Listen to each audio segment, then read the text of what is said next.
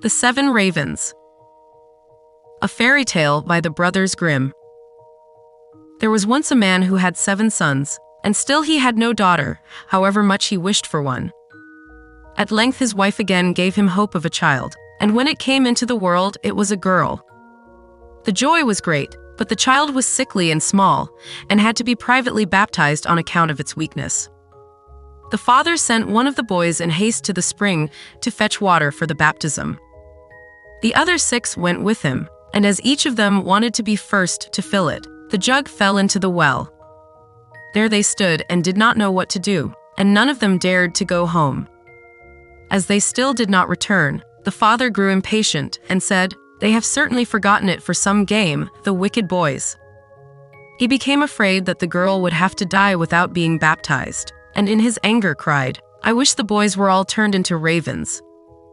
Hardly was the word spoken before he heard a whirring of wings over his head in the air, looked up and saw 7 coal-black ravens flying away. The parents could not recall the curse, and however sad they were at the loss of their 7 sons, they still to some extent comforted themselves with their dear little daughter, who soon grew strong and every day became more beautiful.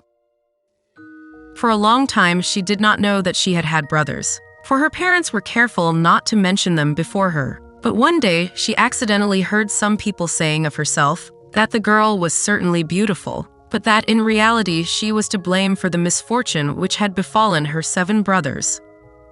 Then she was much troubled, and went to her father and mother and asked if it was true that she had had brothers, and what had become of them.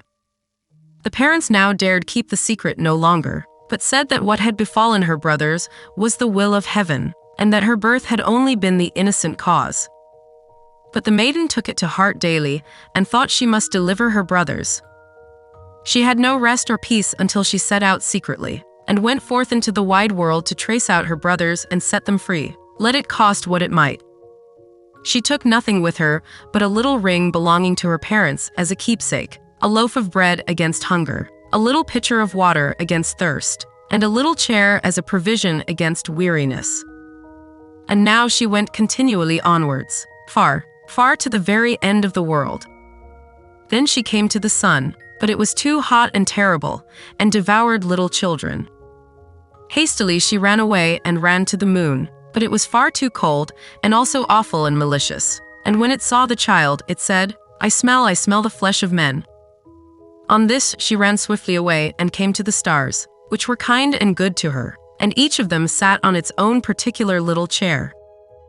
But the morning star arose, and gave her the drumstick of a chicken, and said, "If thou hast not that drumstick, thou canst not open the glass mountain, and in the glass mountain are thy brothers." The maiden took the drumstick, wrapped it carefully in a cloth, and went onwards again until she came to the glass mountain. The door was shut, and she thought she would take out the drumstick, but when she undid the cloth, it was empty and she had lost the good star's present. What was she now to do? She wished to rescue her brothers, and had no key to the glass mountain. The good sister took a knife, cut off one of her little fingers, put it in the door, and succeeded in opening it. When she had gone inside, a little dwarf came to meet her, who said, "My child, what are you looking for?" "I am looking for my brothers, the 7 ravens," she replied. The dwarf said, "The Lord Ravens are not at home, but if you will wait here until they come, step in." Thereupon the little dwarf carried the ravens' dinner in, on 7 little plates, and in 7 little glasses, and the little sister ate a morsel from each plate, and from each little glass she took a sip, but in the last little glass she dropped the ring which she had brought away with her.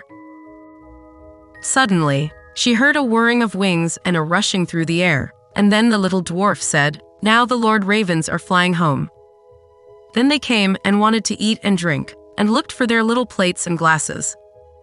Then said one after the other, "Who has eaten something from my plate?